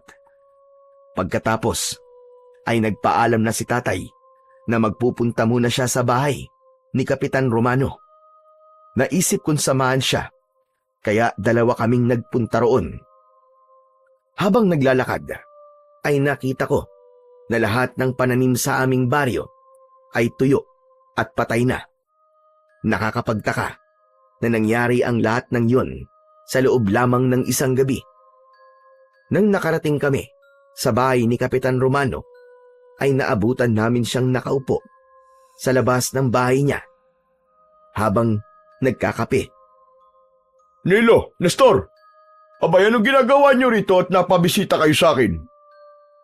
Natuyo na mga pananim, Kapitan. Ito na ang pangatlong sinyalis. At may posibilidad na mamayang gabi na atake ang hanagob. Nakita ko nga ang mga pananim. Mabuti na lang at ang iba sa ating mga magsasaka ay nakapag-ani na nung isang araw. Kumusta pala ang maisa nyo? Nakapag-ani ba kagad kayo bago yun matuyo? Huwag mong intindihin ang maisa namin, Kapitan. Nandito kami para sabihin sa'yo na huwag yun ang ituloy ang pagdiriwang na gagawin nyo mamaya. Delikado yung, Kapitan. Mas makakabuti na manatili na lang tayong lahat sa ating mga bahay. Naiintindihan ko ang pag-aalala mo, Nilo. Pero nakapaghanda na kami para sa pista mamayang gabi. Marami pa rin ang gustong ituloy ang pagdiriwang na yun. Dahil kagaya ko ay naniniwala sila na yun ang tanging paraan para matigil na ang pagpatay ng hanagob. Pero Kapitan, wala pong kasiguraduhan kung gagana po ang plano niyong yan. Tama po si Tatay. Maaaring marami po mamamatay kung maraming tao ang nasa labas ng kanilang bahay. Ang kailangan po nating gawin ay magdasal po sa ating Diyos. Diyos? Ilang taon na ba kaming nagdadasal sa Diyos? Pero wala siyang ginagawa para matapos na ang impyerno sa baryo natin. Kaya tayo na lang ang dapat na gumawa ng paraan para sa ating kaligtasan. Sandali, huwag niyong sabihin na hindi kayo sasali sa kapistahan mamayang gabi. Nestor, isama mo si Lisa. Kailangan nandun siya mamayang gabi. Pasensya na po, pero hindi po kami sasama sa inyo. Nakakalungkot naman. Hindi pala namin kayo kaisa. Kung ganun ay makakaalis na kayo. Dahil kahit na anong sabihin nyo, ay itutuloy pa rin namin ang kapistahan mamayang gabi. Huwag kayong mag-alala. Kung di umubra ang gagawin namin mamayang gabi, ay may isa pang paraan. Ano pong paraan yun? Sa ngayon, ay ako lang muna ang dapat makaalam nun. Pero darating din ang takdang panahon na malalaman nyo rin. Makahulugang ngumiti si Kapitan Romano na nagbigay ng kilabot sa akin. Bigo kami ni Tatay na kumbinsihin si Kapitan na wag nang ituloy ang pagdiriwang na gagawin ng mga ito mamayang gabi. At dahil alam namin ni Tatay na hindi namin mapipilit si Kapitan sa gusto namin, ay umuwi na kami sa bahay namin. Pag uwi namin ni Tatay, ay nagluluto na ng almusal si Lisa. Naupo kami ni Tatay sa kusina at parehas na malungkot ang aming mga muka. Kumusta ang pakikipag-usap niyo kay Kapitan? Cancelled na ba yung sinasabi niyang pagdiriwang mamayang gabi? Hindi. Itutuloy pa rin nilang pagdiriwang para sa hanagob mamayang gabi. Naniniwala talaga si Kapitan na yun ang paraan para hindi na umatake ang hanagob dito sa baryo namin. Wala na tayong magagawa tungkol sa bagay na yan. Kung marami naniniwala kay Kapitan, ay walang mangyayari kung sasabihin natin sa kanila na manatili na lang sila sa bahay nila. Ang magagawa na lang natin ay siguraduhin ligtas tayo mamaya sa unang gabi ng pag-atake ng hanagob. Napuno ng takot at pangamba ang bawat oras na lumilipas. Kung pwede ko lang napigilan ang pagsapit ng dilim, ay ginawa ko na. Hindi ako mapakali dahil yun ang unang gabi na maaari kong makita ang hanagob. Pagsapit ng gabi, ay mas lalong tumindi ang takot ko. Palagi akong nasa tabi ni Lisa dahil alam ko na sa aming tatlo ay siya ang pinaka natatakot. Habang nasa loob kami ng bahay, ay nakarinig kami ng mga taong sumisigaw at tila umaalulong sa labas. Ang akala namin ay umaatake na ang hanagob, kaya binuksan namin ang bintana upang sumilip. Nagimbal kami nang makita namin ang mga taong nagpuprosesyon. Ginawa nilang maskara ang ulo ng mga hayop, gaya ng baboy, kalabaw at baka. Nakasabit sa kanilang mga katawan ang bituka ng mga hayop na yon. Umakto sila na parabang mababangis na hayop. May dala silang mga sulo na may apoy. Nasa unahan nila si Kapitan Romano na may hawak pang pugot na ulo ng kalabaw. Anong ginagawa nila? Mukhang ganyang pagdiriwang pala ang gagawin nila. Ano? Pagdiriwang ba yan? Bakit para silang isang grupo ng kulto na sumasamba sa demonyo? Bakit kailangan nilang pumatay ng mga hayop? Siguro, ay dahil ganyan ang sinabi ng matandang babaylan kay Kapitan Romano. Pambihira. Nakakakilabot ang ginagawa nilang yan. Hindi nagtagal ay napahinto ang lahat nang may narinig kaming napakalakas na sigaw na parabang nanggagaling sa kailaliman ng lupa. Humangin ng malakas at nang tumingala kami ay nakita namin ang isang nilalang na lumilipad sa tapat ng buwan. Para yung isang tao na may napakalaking pakpak. Nagpapaikot-ikot yun sa ere na parabang naghihintay ng tamang pagkakataon para umatake. Tay, ano po yung lumilipad na yun? Yun na ang hanagob, anak. Nabuhay na siya. Nagising na siya para pumatay at kumain sa loob ng 20 araw. Nestor, kunin mong itak sa kusina. Kailangan nating maging handa. Nagmamadali akong nagtungo sa kusina para kunin ang itak. Nang bumalik ako sa tabi ng bintana, ay sakto na lumilipad na paibaba ang hanagob. Pasugod yun sa mga tao. Mga kasama, huwag kayong matakot! Lumuhod tayong lahat! Ipakita natin sa hanagob na sinasamba natin siya! Magsiluhod kayo! Sabay-sabay na lumuhod ang mga tao habang palapit ng palapit sa mga yon ang hanagob. Dumipa pa si Kapitan Romano. Hanagob! Sinasamba ka namin! Ikaw na ang aming kinikilalang Panginoon! Kami ay iyong mga tagasunod! Nang tumapak sa lupa, ang mga paa ng hanagob ay patuloy sa pagkampay ang malalaki nitong mga pakpak. Gumapang ang matinding kilabot sa buong katawan ko nang makita ko ang anyo ng hanagob. Ang balat niya ay halos itim ang kulay na parang isang matandang puno. Napakatulis ng mga kuko niya. Maging ang mga ngipin niya ay parabang maliliit na dulo ng kutsilyo. Malaki ang mata niya na kulay pula na palaging nanlilisik. Meron siyang malalaki at mahahabang sungay na parang sa demonyo. Kapansin-pansin na tila nabubulok ang kanyang katawan at kahit malayo kami ay naaamoy namin ang nakakasulasok niyang amoy na parabang nabubulok, na patay, na hayop. Bakit hindi pa tumatakas sa mga tao? Mukhang bulag na sila sa paniniwala na sinabi ni Kapitan. Ano pong gagawin natin, Tay? Hindi po ba natin lalabanan ang hanagob? Mukha po siyang mahina dahil nabubulok na po ang katawan niya. Huwag mo siyang maliitin, anak. Dahil sa sandaling makakain na siya ng tao, ay unti-unti na siyang lalakas at mawawala ang pagkabulok ng kanyang katawan. Hindi natinag ang mga tao mula sa pagkakaluhod. Habang ang hanagob ay isa-isang tinitignan ang mga tao na parabang nagsisimula na yung pumili kung sino ang kakainin nito. Hanggang sa muling lumipad ang hanagob at muling nagpaikot-ikot sa ere. Mga kanayon, nakita niyo na! Gumana ang ating pagsamba sa hanagob! Hindi niya na tayo papatayin! Masayang tumayo ang mga tao at nagpalakpakan. Pero sa gitna ng kanilang kasiyahan ay mabilis na bumulusok paibaba ang hanagob. Dinagit nito ang isang lalaki at habang nasa ere ay sinakmal nito yun sa leeg. Kinagat ng buo ng hanagob ang ulo ng lalaki at nang ibagsak nito ang katawan ng lalaki ay wala na yung ulo. Nagsigawan at nagkagulo ang mga taong nakakita. Nagtakbuhan ng mga yon sa iba't ibang direksyon. Muling umatake ang hanagob at isa-isa nung pinatay ang bawat taong mahuhuli niya. Walang awa nitong pinatay at kinain ang mga tao. Kailangan kong tumulong sa mga tao sa labas, anak. Pero akala ko bubatay. Dito lang tayo sa loob ng bahay.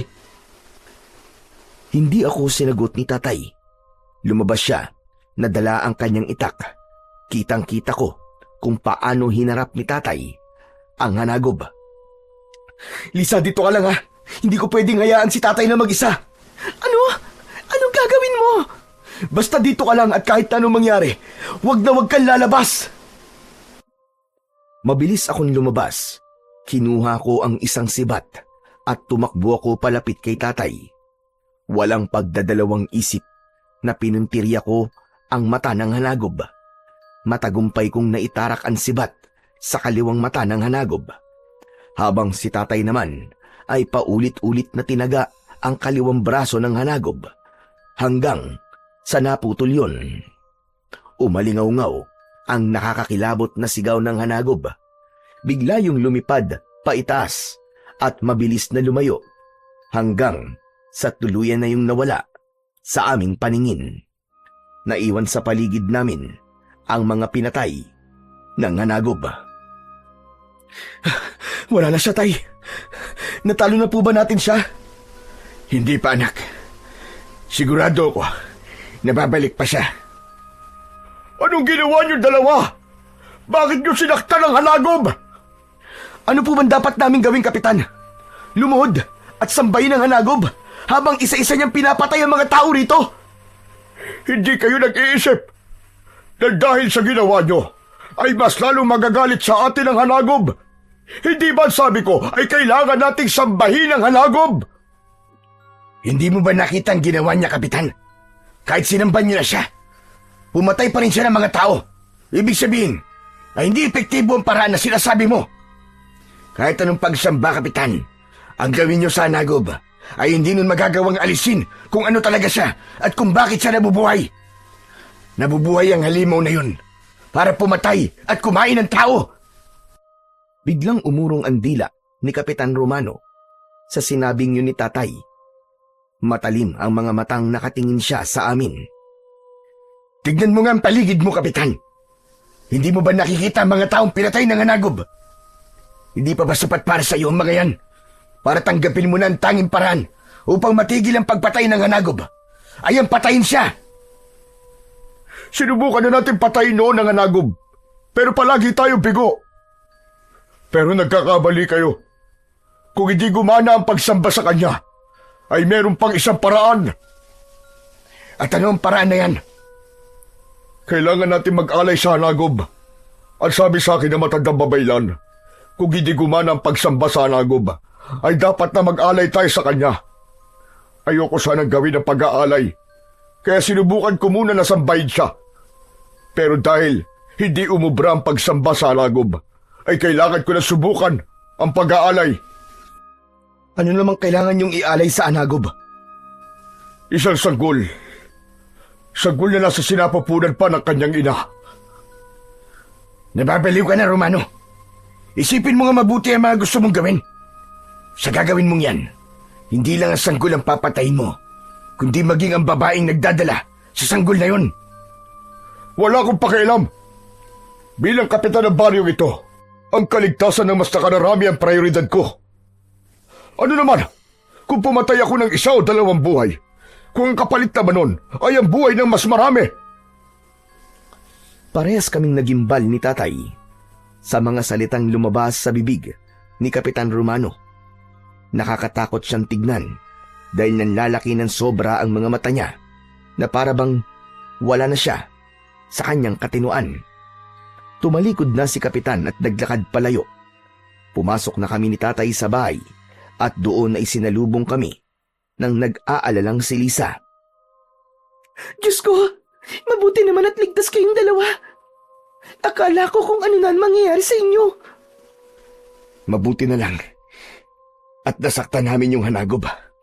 Kaya umalis na siya. Pero hindi pa tayo ligtas, Nestor. Unang gabi pa lamang ito. At sa mga susunod na gabi, ay muli siyang babalik. Isa pang ikinakabahala ko ay si Kapitan Romano. Pakiramdam ko, ay wala na siya sa kanyang katinuan. Dahil sa kagustuhan niyang iligtas ang ating baryo mula sa Hanagob. Magandang intensyon niya. Pero ang paraan niya para maresolba ang problema natin ay hindi tama. Bakit po? Ano po bang sinabi ni Kapitan Romano? May isa pa raw paraan upang tumigil na sa pagpatay ang Hanagob. At yun ay ang pag-aalay sa aswang na yun ng isang sanggol na nasa sinapupunan pa ng isang ina. Diyos ko, nakakakilabot naman po yan. Bakit ba kung ano-ano na lang ang naiisip niyang gawin? Tay, may kilala po ba kayong buntis dito sa baryo natin? Kung meron, ay kailangan natin silang bigyan ng babala. Sa pagkakaalam ko, anak, ay wala. Maliit lang ang baryo natin. Kaya kung merong buntis dito, ay malalaman kagad ng lahat. Pero kinakabahan pa rin ako. Sa tingin ko ay desperado na si Romano. Kaya gagawa siya ng paraan para may maialay siya sa Hanagob. Kahit paano, ay nabunutan ako ng tinik sa sinabi ni Tatay na walang buntis sa aming baryo. Ngunit nanatili ang takot ko dahil baka merong pang ibang paraan na gagawin si Kapitan Romano kung sakaling wala siyang makuwang buntis para ialay sa Hanagob. Sa tingin ko kasi, totoong desperado na si Kapitan na huminto na sa pagpatay ang Hanagob sa aming baryo. 2 gabi ang mabilis na lumipas at sa loob ng mga gabing yon ay 2 tao ang natagpuang walang buhay sa aming baryo. Parehas na sugatan ang 2 at kapansin-pansin na nawawalan sila ng isang parte ng kanilang katawan. Ang isa ay wala ang kaliwang mata, habang ang isa naman ay wala ang kaliwang braso. Isang gabi, habang naghahapunan, ay napag-usapan namin ang tungkol sa pangyayaring yon. Tay, sa tingin nyo, bakit po kaya may kinuwang parte ng katawan yung Hanagob dun sa mga biktima niya? Hindi mo ba napansin? Nung kinalaban natin ang Hanagob, ay tinusok mo ang kaliwang mata niya. Habang ako naman, pinutol ko ang kaliwa niyang braso. May kakayahan ng Hanagob na ibalik ang nasira o nawalang parte ng katawan niya sa pamamagitan ng pagkain ng parte ng katawan ng isang tao na wala sa kanya. Kung ganun, Tay, mahirap pala po talaga siyang patayin. Kahit pala tanggalan natin siya ng kung anong parte sa katawan niya, ay magagawa pa rin niya yung maibalik. Totoo yung sinabi mo, anak. Pero bukod sa Hanagob, ay meron pa akong isang pinoproblema. Ano po yun, Tay? Nang dahil sa pagkatuyo ng ating maisan, ay wala na tayong pinagkukunan ng pera. Maging ang mga naimbak nating mga mais ay malapit na rin mabulok dahil hindi natin yung madadala sa bayan para ibenta.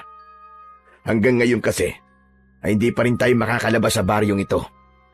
Napakalakas at mataas pa rin ang tubig sa ilog. Kung meron po akong may tutulong para kumita kayo ng pera, ay sabihin niyo lang po. Ano ka ba, Lisa? Relax ka lang. Kami na ang bahala ni Tatay sa bagay na yan. Hinawakan ko ang kamay ni Lisa at masuyo ko yung pinisil. Sa paraan na yon ay ipinaramdam ko sa kanya na wala siyang dapat na ikabahala at malalagpasan din namin ang lahat ng problema na aming kinakaharap. Kinabukasan ay may isang tanod ang nagpunta sa aming bahay. Sinabi ng tanod na kailangan naming magpunta sa plaza dahil may magaganap na pagpupulong doon na pangungunahan ni Kapitan Romano. Hindi raw maaaring hindi pumunta dahil importante ang pag-uusapan doon. Natuwa ako sa bagay na yon dahil naisip ko na mukhang may iba ng plano na naisip ang aming kapitan para patayin ang naturang hanagob. Umasa ako na napagtanto na ng aming kapitan na mali ang mag-alay ng isang sanggol sa hanagob dahil kahit nasa sinapupunan pa yon ng kanyang ina, ay buhay na rin yun. Kasama kong nagpunta sa plaza, sina tatay at ang nobya kong si Lisa. Pagdating namin doon, ay marami na ang mga taong nasa harapan ng maliit na entablado na gawa sa kahoy at tabla. Maya-maya pa ay umakyat na si Kapitan Romano sa entablado. Napakunot noo ako dahil meron siyang dalang isang kahon na hindi namin alam kung ano ang laman. Alam ko na hindi naging maganda ang gabi nyo dahil sa pag-atake ng hanagob. Pero hayaan nyo akong batiin kayo ng isang magandang gabi. Batid kong lahat tayo ay natatakot. Lahat tayo ay nag-iisip ng paraan upang makaligtas sa pag-atake ng hanagob. Kaya naman, naisip ko na magsagawa ng isang aktibidad na magiging daan upang kahit paano ay makalimutan natin ang problemang kinakaharap natin ngayon. Anak ng Tokwa, ano bang sinasabi ni Kapitan? Ang akala ko naman may sasabihin siya tungkol sa kung paano natin lalabanan ng hanagob. Kaya niya tayo pinatawag. Makinig na lang muna tayo sa sasabihin niya, anak. Hintayin muna natin siyang matapos sa kanyang pagsasalita. Ngayong umaga ay magsasagawa tayo ng parapol. Lahat ng pangalan ng nakatira rito sa ating baryo ay nakasulat sa maliit na papel at nakalagay sa kahon na hawak ko. May isang mananalo sa inyo ng 5,000 piso. Malaking halaga na yon, di ba? Nagbulungan ang mga tao. Nakita ko na natuwa sila sa sinabi ni Kapitan Romano. Pero ako ay hindi nasiyahan sa bagay na yon. Hindi kasi angkop na magkaroon ng ganong kasiyahan habang may kinakaharap na malaking problema ang aming baryo.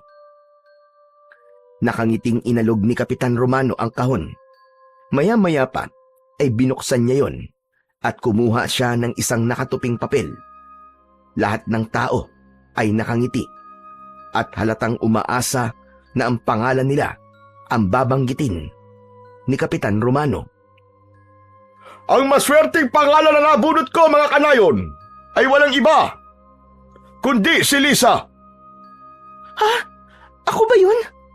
Teka, may iba ba bang Lisa dito? Walang umakyat sa entablado, kaya napagtanto naming si Lisa nga talaga ang nabunot. Ikaw nga yatang nabunot, Lisa. Aba, 5,000 din yun. Kaya nga po, tamang-tama po sa napag-usapan natin na kailangan po natin ng pera. Teka, sandali lang po ah. Kukunin ko na po kay Kapitan ang premyo. Hindi ko alam, pero sa kabila ng pagkapanalo ni Lisa, ay may kaba akong naramdaman. Pipigilan ko sana siya sa paglapit kay Kapitan Romano, pero mabilis na siyang nakaalis sa tabi ko. Nakangiting umakyat sa entablado si Lisa at tumayo siya sa tabi ni Kapitan. Binabati kita, Lisa. Biruin mo nga naman. Isang dayo pa ang nanalo sa akin simpleng parapol. Naku, maraming salamat po. Swerte po talaga ako sa mga raffle kaya hindi na po ako nagulat. Kapag may Christmas party po doon sa dati kong pinagtatrabahuhan, ay palaging ako po ang nabubunot. Maswerte ka palang talaga. Kung ganun, ay magtungo ka sa bahay mamayang hapon upang kunin ang premyo mo. Ha? Bakit? Hindi niyo ba po ngayon ibigay sa akin ang pera? Pasensya ka na.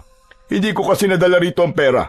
Ang bahay ko ay ang nag-iisang bahay sa dulong bahagi nitong baryo namin. Madali mo lang naman makikita yon. Hihintayin kita ron, Lisa. Binabati kita sa pagkapanalo mo.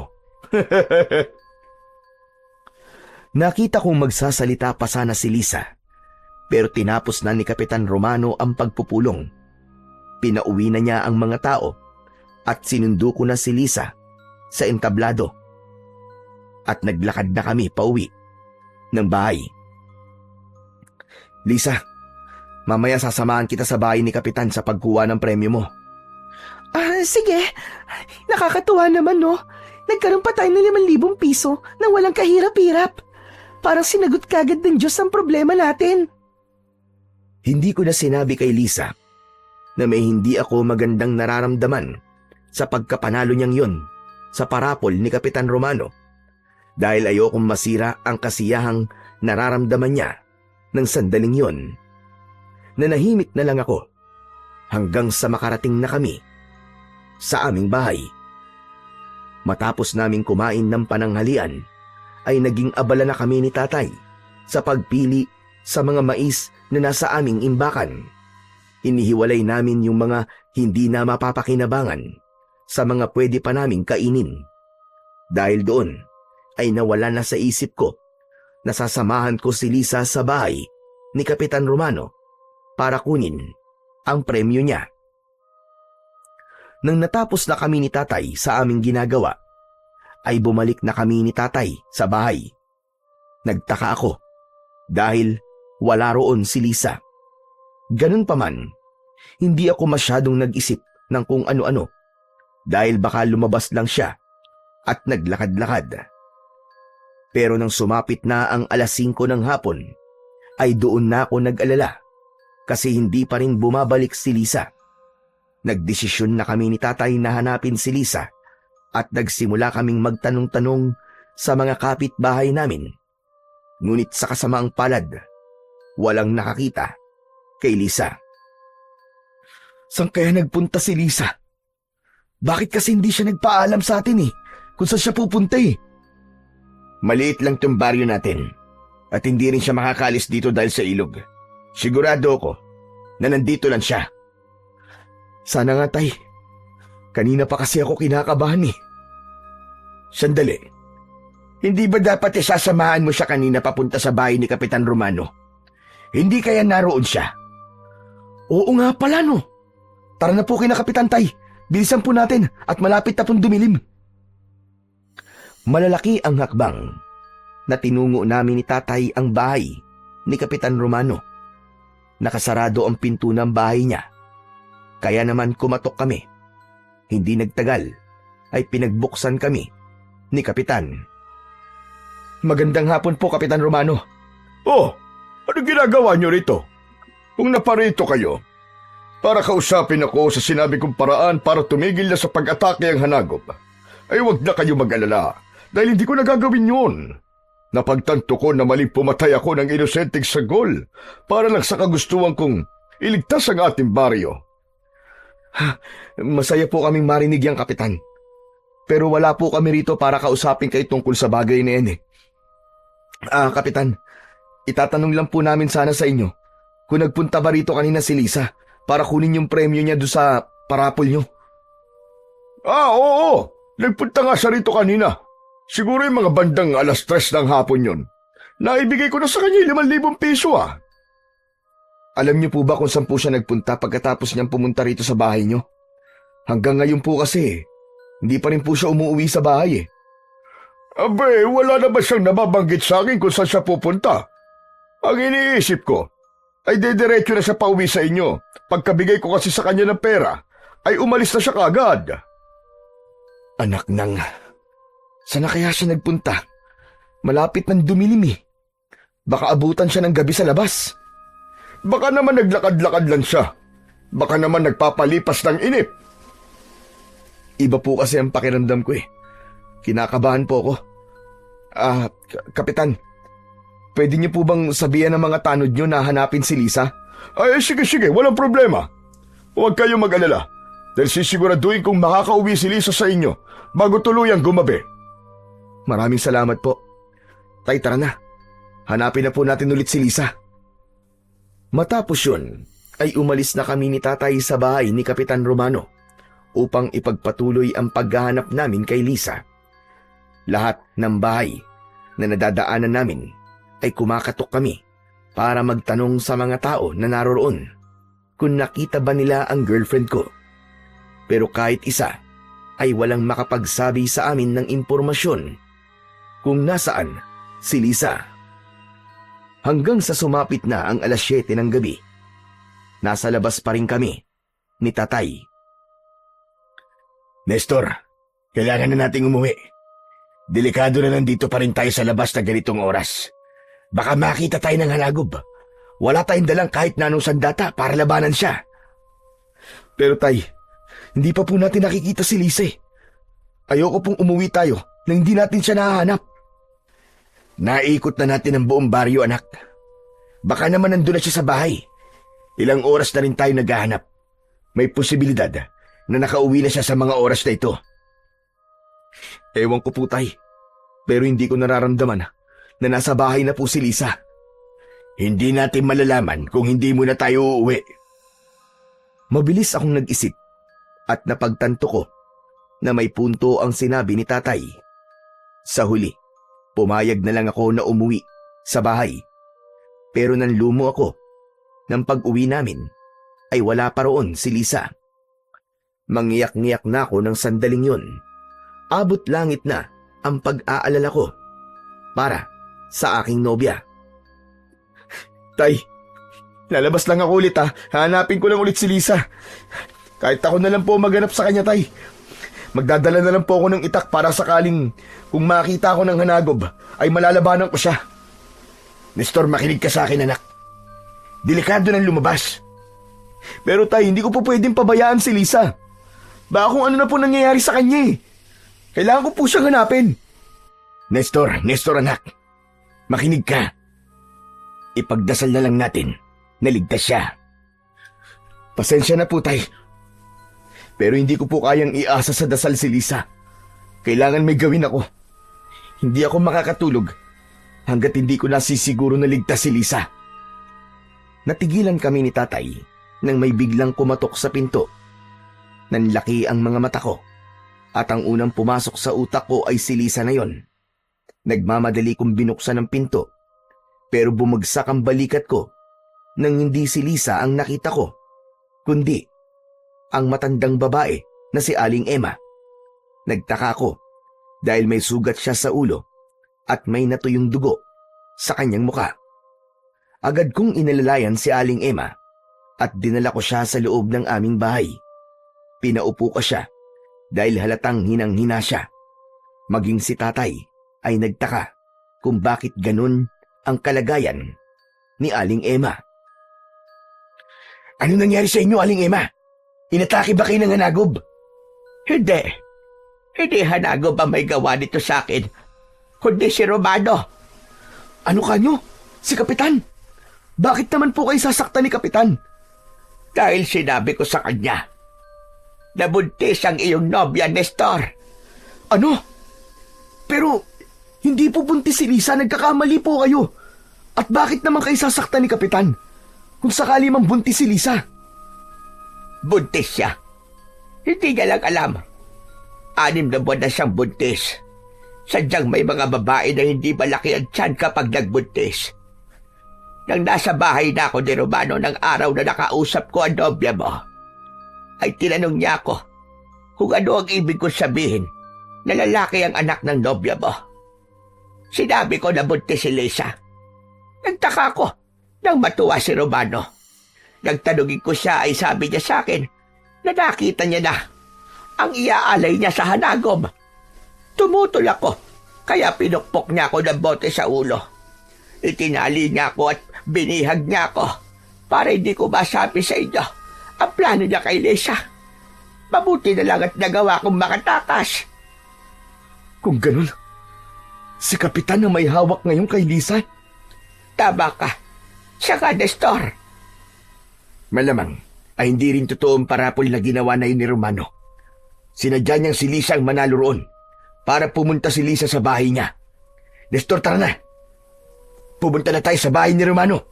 Bilisan natin. Sandali lang. Wala roon si Romano at si Lisa. Dinala ni Romano si Lisa sa abandonadong simbahan na nasa lumang sementeryo. Doon niyo sila puntahan. Bilisan niyo at baka huli na ang lahat. Ngayong gabi na iaalay ni Romano si Lisa sa halagob. Hindi na kami nag-aksaya ng oras ni tatay.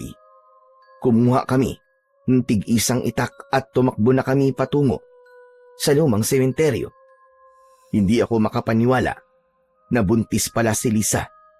Ngunit hindi ko magawang maging masaya dahil mas iniisip ko ang kaligtasan ng aking nobya. Sa wakas, ay narating na namin ang lumang sementeryo. Natanaw namin ang lumang simbahan na sa tuktok ay may malaking krus na gawa sa kahoy. Ang dulo ng krus ay merong patusok. Nakita namin na nakatali si Lisa sa malaking krus at nasa tabi nito si Kapitan Romano. Tumakbo kami papunta sa simbahan pero hinarangan kami ng mga lalaki na naniniwala kay Kapitan Romano. Sinubukan nila kaming pigilan ni tatay, kaya naman napilitan kaming labanan sila. Nestor anak, alerto ka. Ako nang bahala sa mga ito. Akyatin mo na si Lisa at iligtas mo siya, madali ka! Nang marinig ko ang pagsigaw ni Lisa, ay agad akong pumasok sa lumang simbahan. Umakyat ako sa paikot na hagdan hanggang sa nakarating ako sa tore kung saan naroon ang kampana. Kahit napakataas ng aking kinaroroonan, ay lumabas ako mula sa bintana ng tore at mula roon ay umakyat ako papunta sa bubong. Nakita ko kagad si Kapitan Romano na nakadipa habang nakatingala sa kalangitan. Hanagob! Panginoong Hanagob, nasan ka na? Narito na ang alay ko sa iyo. Kunin mo ang sanggol na nasa sinapupunan ng babaeng ito, kapalit ng hindi mo pagsalakay sa aming baryo. Panginoong Hanagob, nasan ka? Magpakita ka, Panginoon! Hayop ka! Tumigil ka na sa mga kabaliwan mo, Kapitan! Nahihibang ka na! Maingat akong naglakad, palapit kina Lisa, dahil marupok na ang bubong ng simbahan. Nestor! Nestor, tulungan mo ako! Demonyo si Kapitan, tulungan mo ako! Hindi niyo ako mapipigilan. Bakit ba hindi niyo maintindihan na ginagawa ko to para sa ating lahat, para sa kaligtasan ng lahat? Hayop ka! Hindi ako papayag na gamitin mo ang aking mag-ina sa kaibangan mo! Wala ka na magagawa, Nestor. Tanggapin mo na lang ang kapalaran ni Lisa. Isipin mo na lang na isa siyang bayani na inalay ang kanyang buhay para sa ating lahat, para sa ating kaligtasan. Wala na. Nababaliw ka ng talaga. Paano ka nakakasiguro na totoo nga mga sinabi sa'yo na matandang babayla na yun? Dahil desperado na ako matapos ang kasamaan ng Hanagob dito sa ating baryo. Ginagawa ko to para protektahan ang lahat ng mga nakatira dito. Magsasalita pa sana ako nang biglang humangin ng malakas. Sinabayan yon ng nakakatakot na sigaw ng Hanagob. Tumingala ako sa kalangitan at kinilabutan ako ng gusto nang makita ko ang Hanagob na lumilipad sa itaas ng krus kung saan nakatali si Lisa. Nandyan na siya. Nandyan na ang Panginoon ko. Hindi niyo na ako kayang pigilan. Panginoong Hanagob, kunin mo na ang babaeng ito at ang sanggol niya. Ito ang alay ng baryong ito. Para sa iyo. Kunin mo na siya. Nanlaki ang mga mata ko nang bumulusok na paibaba ang Hanagob. Sa kabila ng posibilidad na bumigay ang bubong, ay mabilis pa rin akong tumakbo upang iligtas si Lisa. Haharangan sana ako ni Kapitan Romano, pero iniumang ko sa kanya ang itak.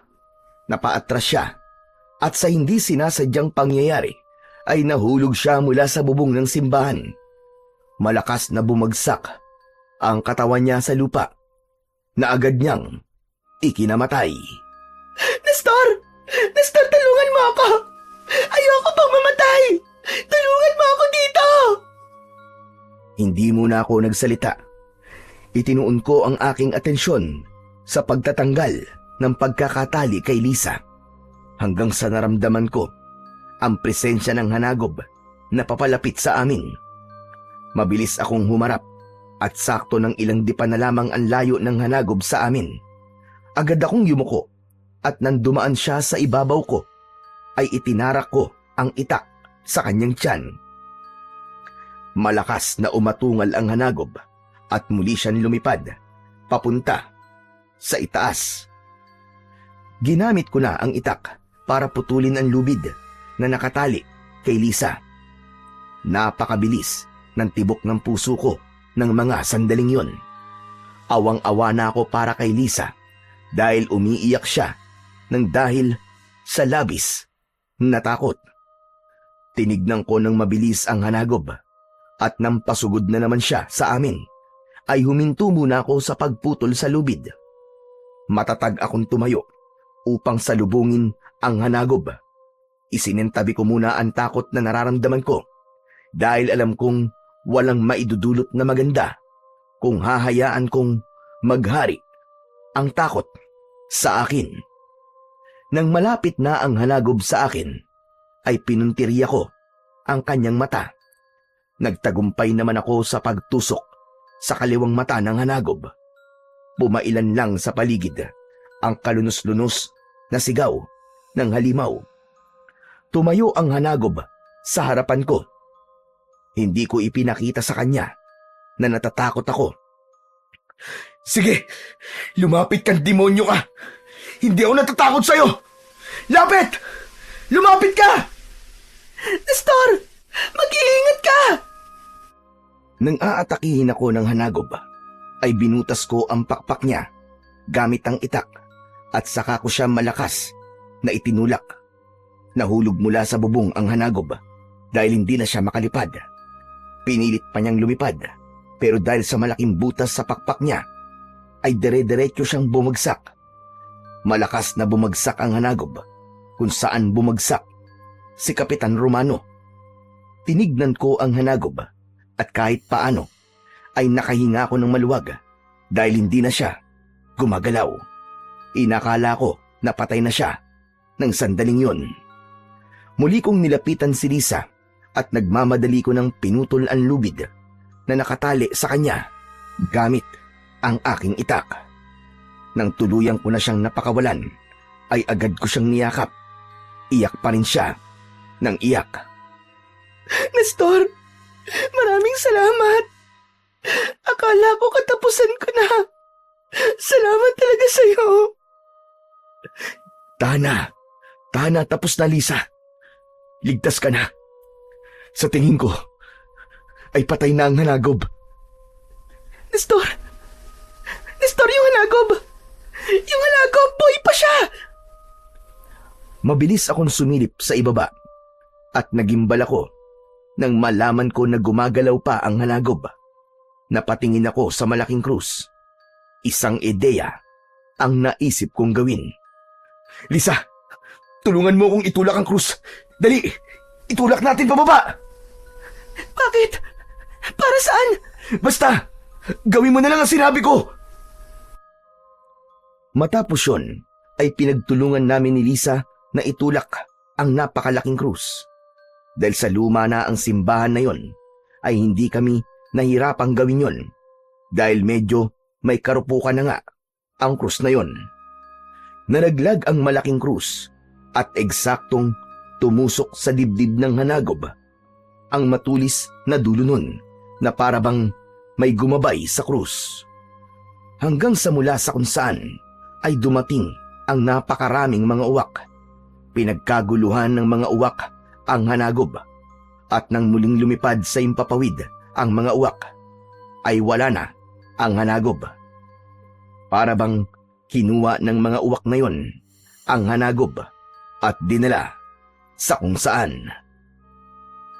Nestor, tapos na ba? Patay na ba yung hanagob? Sabihin mo sa akin, Nestor. Tapos na ba? Sa tingin ko, wala na siya, Lisa.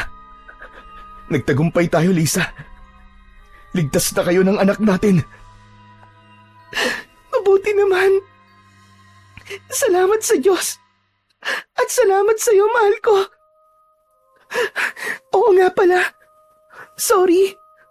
Kung hindi ko alam na buntis ako. Normal lang kasi sa akin na minsan ay matagal akong walang buwan ng dalaw. Hindi rin naman kasi lumalaki ang tiyan ko eh. Kaya wala talaga akong kaalam-alam na buntis ako. Nestor, baka isipin mo, hindi ko sinasabi sa'yo na buntis ako ha. Lisa, ano ka ba? Huwag kang mag-alala. Hindi ko iniisip ang alinman sa mga yan. Naipaliwanag na sa akin ni Aling Emma na may mga babae talaga na hindi nila alam na buntis sila. Mabuti naman. Pero Nestor, hindi ka ba nagagalit sa akin? Kasi hinayaan kong mabuntis mo ko. Ha? Bakit naman ako magagalit sa'yo? Eh tayong dalawa naman ang gumawa niyan, di ba? Ginusto natin yun pareho. Saka, napakasaya ko nga eh. Kasi, magkakaroon na tayo ng anak. Magiging tatay na ako. Ikaw ba? Masaya ka rin ba kagaya ko? Oo naman, Nestor. Abot langit ang kasiyahan ko. Kasi, kahit hindi pa tayo kasal, ay alam kong nabuo ang batang ito nang dahil sa pagmamahalan nating dalawa. Mahal na mahal kita, Nestor. Kayo ng anak ko, ang buhay ko. Nang nabanggit ni Lisa ang salitang kasal, ay napangiti ako.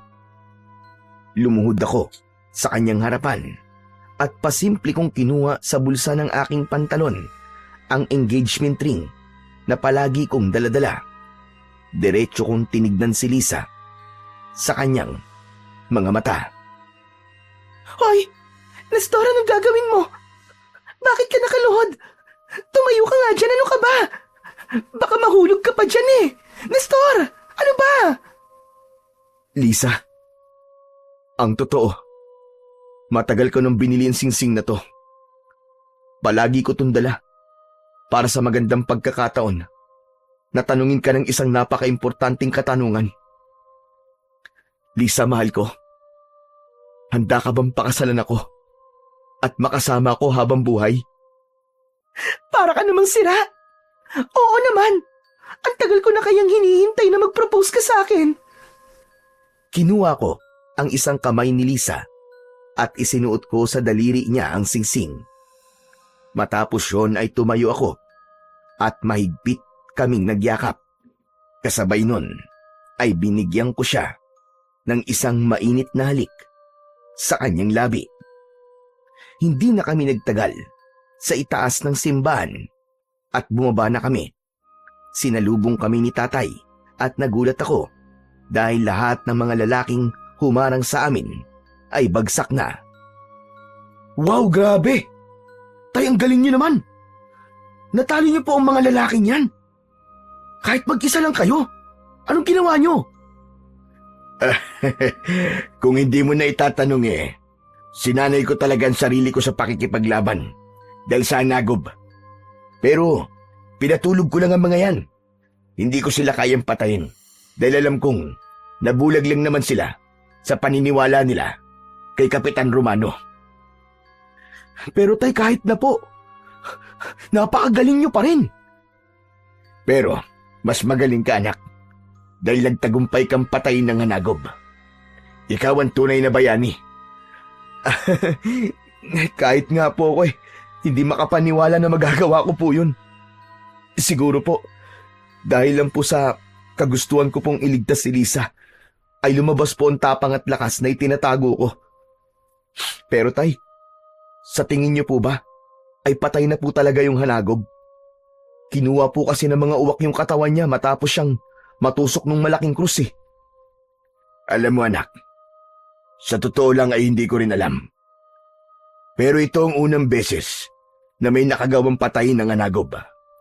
Umasa na lang tayo na sa susunod na mga gabi o makalipas ang 20 taon ay hindi na siya muling mabubuhay at muling mamiminsala sa ating baryo.